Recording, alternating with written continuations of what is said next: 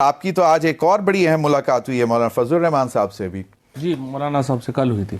कल हुई थी? जी, अच्छा, तो ये ग्रैंड अलायंस पे आप काम कर रहे हैं? क्योंकि मैंने सुना था कुछ दिन पहले आपने कहा था कि शाहिद खाकान अब्बासी और वो जितने लाइक माइंडेड फोर्सेस हैं वी शुड गेट टुगेदर। ये खान साहब ने भी आज कहा है। देखिए अल्टीमेटली हम पॉलिटिकल पार्टी हैं। पॉलिटिकल पार्टी हम बंदूकें लेके तो नहीं को मारगला पे चढ़ जाना ना। आखिर में जिस तरह अभी आपने अपने इंट्रो में जो बात किया, मुज़ाकरात ही करना चाहते हैं, बातचीत ही होनी है। प्रॉब्लम क्या है? जब पहले इमरान खान ने कहा कि बातचीत वो करें जिनके पास इख्तियार है, तो मीडिया ने कहा देखें जी ये बड़ी ज़्यादती है, पॉलिटिकल पार्टीज़ के साथ बातचीत नहीं कर रहे। आपने कहा जी पॉलिटिकल पार्टीज़ के साथ कर लें। अब पॉलिटिकल पार्टीज़ की जो हाल है वो आपके सामने है कि इसहाक डार डिप्टी प्राइम मिनिस्टर है, राना सनाउल्लाह, अयाज सादिक स्पीकर असम्बली, इन्होंने ज़ोर लगा लिया ये खान साहब से उनकी मुज़ाकराती कमेटी की एक मीटिंग नहीं करा सके। नहीं हो तो गई थी ना, बाद में नहीं हुई ना। वो मीटिंग होनी थी कि आप हमें बग्ड रूम में नहीं कराएंगे, इंडिपेंडेंट उसमें कराएंगे। हाँ, वो एतराज़ आया आपकी तरफ से कि जी हमारी वो डिमांड पूरी नहीं हुई। सो अगर एक हुकूमत एक मीटिंग अरेंज नहीं करा सकती, मेरे ख्याल में जो गलती हुई है हुकूमत से वो ये है, पहले उन्हें चाहिए था कि एस्टैब्लिशमेंट से एक मीटिंग करते। फवाद चौधरी साहब, इसी पे एक पॉइंट पे मुझे ज़रा जवाब देते हैं। आप माशाल्लाह बैरिस्टर भी हैं और बड़ी आपने ये सारे क्रिमिनल केसेस भी देखे हैं। सब इतना हाई प्रोफाइल का कोई शख्स हो और वो जेल के अंदर हो, तो आपका ये ख्याल है कि वो मतलब खुदा ना खास्ता मतलब कुछ भी तो हो सकता है ना, तो हाउ कैन दे अलाउ कि जी बिल्कुल आज़ादाना माहौल में आपको मीटिंग करने दी जाए? मतलब तो आपके ख्याल में बगिंग जो हो रही है वो उनकी सिक्योरिटी के लिए हो रही है? नहीं, बगिंग कॉमन सेंस की तो बात करें ना। नहीं, मैं बगिंग की तो चले, वो तो होनी नहीं चाहिए ना, वो तो होनी नहीं चाहिए। वो तो चाहे बंद कमरे में हो चाहे ओपन हो, कहीं पे बगिंग नहीं होनी। यही है ना इशू, मेन इशू तो यही है। दूसरा ये है कि अब तक जो मैं समझता हूँ कि अगर आप समझें कि ये गवर्नमेंट की गलती है, पीटीआई की साइड से ये गलती है कि ये अकेले बैठे हैं मुज़ाकरात में हमें मौलाना फजलुर रहमान साहब को, महमूद अचकज़ई साहब को और अपोजिशन की पार्टीज़ को एतमाद में लेकर उनको साथ लेके बैठना चाहिए था। लेकिन अगर अख्तर मेंगल, अचकज़ई और अपने मौलाना फजलुर रहमान साहब या उनके नुमाइंदे साथ बैठे होते तो मुज़ाकरात का वज़न और होता। सो इसलिए मैं समझता हूँ कि अल्टीमेटली होने तो बातचीत ही है। अभी भी तो तीन जमातें मुज़ाकरात कर रही हैं ना अपोजिशन की, एमडब्ल्यूएम, सुन्नी इत्तेहाद और पीटीआई। हाँ, लेकिन टेक्निकली तो तीन जमातें ही हैं। हाँ, टेक्निकली तीन जमातें, लेकिन प्रैक्टिकली तो पीटीआई है। प्रैक्टिकली पीटीआई, ठीक। तो अगर ये जमातें मिल जाती तो एक तनव्वुर आ जाता, एक डाइवर्सिटी आ जाती, तो ये ज़रूरी था मेरा ख्याल है। और लेकिन अब अगले जो भी मुज़ाकरात होंगे या चीज़ें होंगी। फॉर्मल रिक्वेस्ट की आपने कल मौलाना फजलुर रहमान साहब को कि जी कंसिडर करें? नहीं, मौलाना फजलुर रहमान साहब से तो सच्ची बात यह है कि काफ़ी तफसीली और काफ़ी मौज़ूआत के ऊपर गुफ्तगू हुई है। मौलाना तो चाहते हैं कि आगे बढ़ा जाए, लेकिन मौलाना का प्रॉब्लम ये था, उन्होंने जो गिला भी किया है वो ये है कि देखें पहले पीपल्स पीटीआई ने कहा कि हम जो है वो नून लीग और पीपल्स पार्टी से बराह रास्त मुज़ाकरात नहीं करेंगे, फिर आप चले गए खाली मुज़ाकरात करेंगे, हमें रास्ते में छोड़ दिया। तो या तो साथ चलें और या फिर क्लैरिफाई करें, लेकिन वो गलतफहमियाँ हो जाती हैं। देखिए ना, पीटीआई भी एक बड़ी इस वक्त प्रॉब्लम जो है वो ये है कि खान साहब जेल में हैं, उनके साथ रब्ता जो है वो उस तरह से फ्रीक्वेंट हो नहीं सकता। सो लीडरशिप भी उनका भी एक हैंडीकैप है।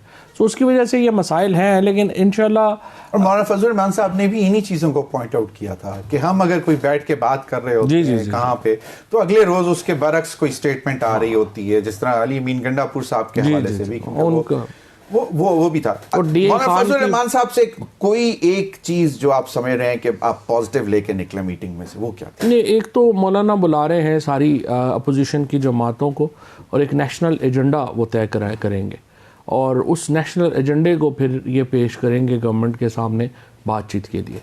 और पहले ये है कि अभी शायद खाकान अब्बासी साहब डिवोर्स हैं, वो भी आ जाएंगे मेरे ख्याल एक आध दिन में। बिल्कुल। और उसके बाद ये मौलाना अपने घर के सुना था फरवरी में कोई एपीसी बुलाने की भी बात हुई, अभी हाल ही में जो शायद खाकान अब्बासी साहब के घर बैठक हुई थी। जी बिल्कुल, वो मौलाना अपना ये करना चाहते हैं। उससे पहले एक इनफॉर्मल मीटिंग करेंगे एपीसी से पहले, ताकि एक एजेंडा तय कर लें। And all these parties would be there, सारे मौलाना साहब भी होंगे, Achakzai and all these parties would be there.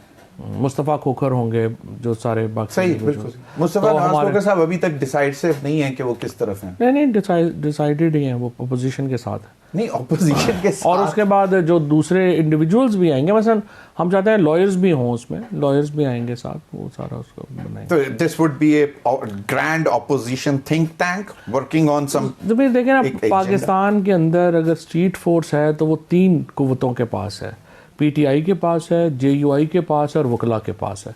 जब तक ये तीनों इकट्ठे नहीं होते, हुकूमत जो है वो अंडर प्रेशर नहीं आएगी। अंडर प्रेशर नहीं आती। नहीं, तो तो- ये इंटरनल प्रेशर। अच्छा, अगर वो अंडर प्रेशर नहीं आती तो ये आप लोग ये इस बात पे सोच रहे हैं कि these powers should unite and come on the street?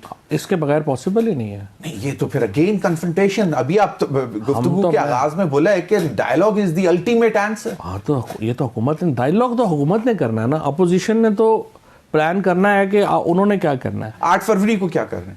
8 फरवरी को तो जो पेशावर में बड़ा जो है वो मरकज़ होगा, जुनेद अब आ गए हैं, जुनेद खान के ज़िम्मे लगाया है खान साहब ने, तो वो बुनियादी तौर के ऊपर पेशावर जो है वो मरकज़ होगा उस एक्टिविटी का। सही। मौलाना फजल रहमान लेकिन साहब ये के साथ बात- मुलाकात के हवाले लेकिन से बात आपने ये है इमरान खान कि- साहब को जी। सरप्राइज किया। हाँ, नहीं, मैं उनको मिलने से पहले भी उन्होंने खान कोई से- फर्दर एजेंडा कहा है कि इन बातों को भी मौलाना नहीं, साहब के वो सामने उन्होंने कहा है, लेके असद कैसर साहब और ये सारे जो असद कैसर साहब मेनली फोकल पर्सन है, ठीक है। उनको उन्होंने कहा है कि इसको आप आगे बढ़ाएं और इसको एक हम फॉर्मलाइज करें। और देखिए, बात यह है कि पाकिस्तान इस वक्त इमरान खान के साथ खड़ा है, इसमें तो कोई दो राय नहीं है।